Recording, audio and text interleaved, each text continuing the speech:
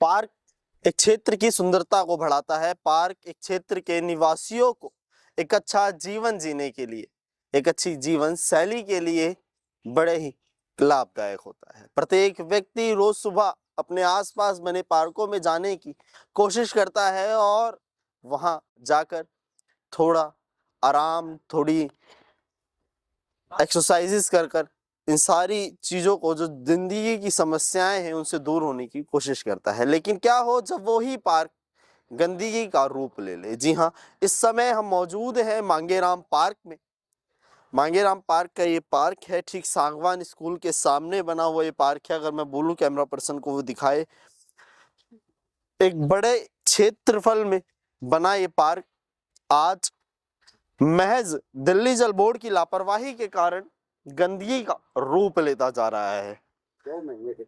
लगातार बीते कुछ महीनों से यहाँ पर पानी जो है सीवर का वो बढ़ता जा रहा है।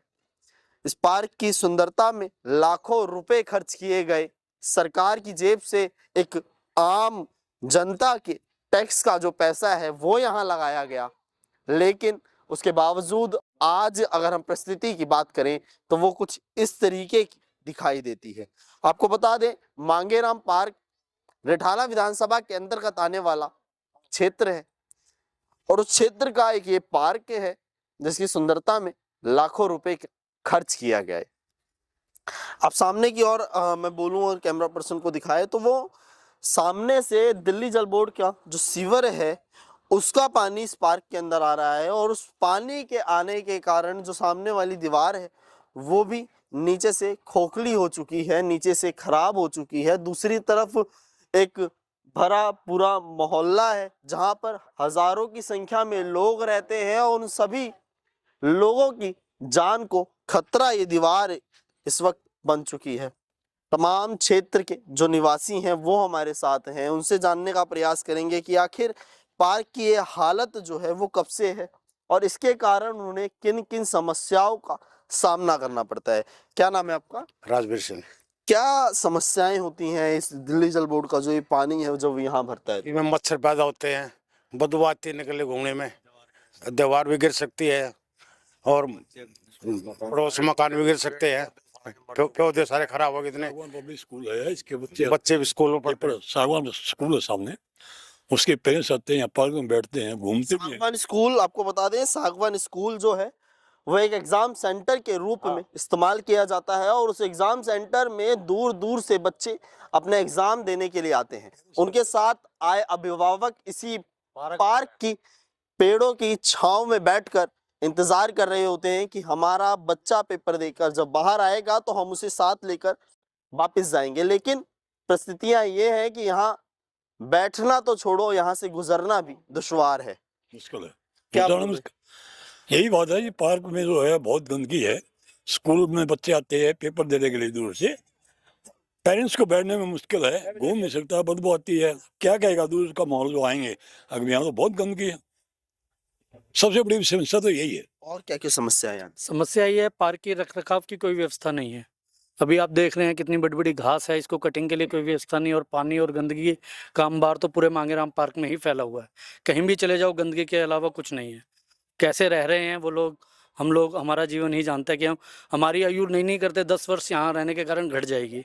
जिस क्षेत्र का नाम मांगेराम पार्क हो, जिस क्षेत्र के नाम में ही पार्क हो, उस क्षेत्र का पार्क की जब स्थिति इस तरीके से हो जाती है तो बड़ा ही दुर्भाग्य है हमारा, बड़ा ही दुर्भाग्य है उस व्यवस्था का जो व्यवस्था इस चीजों को संभालने के लिए बनाई गई।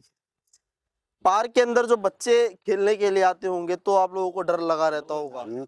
ये जो जल बोर्ड का सीवर कनेक्शन है ये उल्टे सीधे कर रखे हैं, पानी बैक मारता है। ये सीवर कनेक्शनों का ही पानी आ रहा है, गली वालों ने कोई कनेक्शन नहीं कर रखा। बाहर मेन रोड का पानी बैक आ रहा है इसमें, उस वजह से मकान भी गिर सकते हैं और ये दीवार भी पार्क की गिर सकती है। पार्क की सुंदरता पे हजारों लाखों रुपए खर्च कर दिए गए, लेकिन उसके बाद इस तरीके की व्यवस्थाएं हैं। तो क्या कहेंगे जो आप लोगों द्वारा टैक्स दिया जाता है उसका सही उपयोग हो रहा है? कोई हमारे को कोई सुविधा ही नहीं मिल रही है।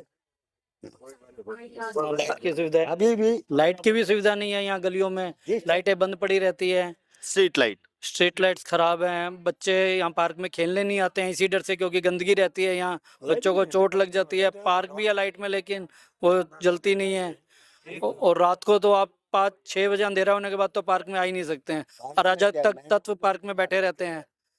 और कानून व्यवस्था जो है वो भी खंडित है। हाँ बिल्कुल, कानून के नाम पे कुछ नहीं है, कोई भी कोने में बैठ के कुछ भी कर रहा है, अगर कोई बोल दे तो पता चले कोई और घटना घट गई, इसलिए लोग चुप ही रहते हैं। हाल ही में मंगोलपुरी से एक ऐसा मामला भी सामने आया है जहां पर महज फोन की आवाज को कम करने के लिए बोलना एक बुजुर्ग को भारी पड़ गया और उसे अपनी जान से हाथ धोना पड़ा।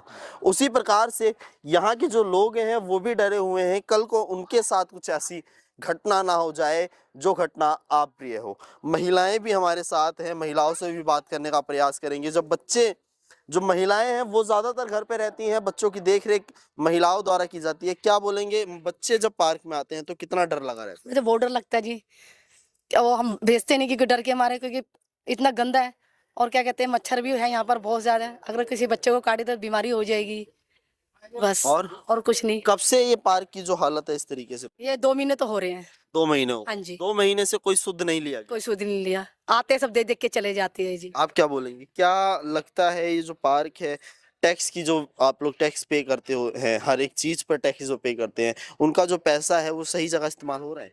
नहीं हो रहा है। जब उसी के कारण तो ये बच्चे भी परेशानी हो रही है, हमारे घर के आगे भी गड्ढा हो रहा है, उसके कारण भी हमें डर लगा रहता है कि कहीं बच्चा गिर विर ना जाए। पूरी दलदल बनी हुई है, कम से कम 2.5-3 महीने से परेशानी बहुत ज्यादा हो रही है हमें। जाएगी हमारे क्या बोल रहे हैं? ये पूरी दीवार गिर सकती है।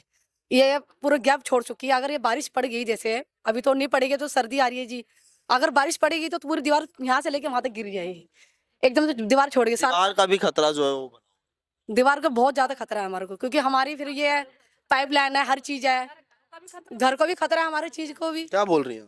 कह रही हूँ कि दीवार के साथ हमारे घरों का भी खतरा है। नीचे नाली के अंदर अंदर पानी जा रहा है, उधर भी और इधर भी आ रहा है। दोनों तरफ जो है पानी वो रिसाव हो रहा है। नाली का ही जा रहा है, क्योंकि नीचे चूहों ने पूरा वो कर रखा है, उसकी वजह से सीवर का सारा पानी उधर से बह आ रहा है और हमारे घरों में भी जा रहा है पानी, ये अंदर अंदर नीचे नीचे। हाँ देखिए, और लोगों से भी बात करने, क्या बोल रहे थे भाई अंकल जी आप? सीवर टूटे हुए हैं बिल्कुल, जो सीवर नए बनाए थे ना वो सारे ढह गए हैं, क्योंकि प्लास्टर किया नहीं था उसका, ऐसे ही ढक्कन रख के रोड डाल दिया। आपको उस तरफ भी लेके चलेंगे, दीवार के उस तरफ जो घर हैं उन्हें भी दिखाने का प्रयास करेंगे, और पार्क के दूसरी तरफ की स्थिति है जिसको हम दिखाने का प्रयास करेंगे। लोगों द्वारा बताया जा रहा है कि ये जो आपको मलबा थोड़ा सा यहाँ डला हुआ दिख रहा है, पहले यहाँ पर गड्ढा हो गया था। ये गड्ढा इतना गहरा था कि यहाँ पर एक ट्रॉली मलबा जो है वो समा गया, और इसी गड्ढे के कारण जो पाइपलाइन है सीवर की वो डैमेज हुई, और लगातार सीवर का जो पानी है वो सारा पार्क की ओर जाने लगा। क्या जो मलबा है, कितना मलबा डाला था?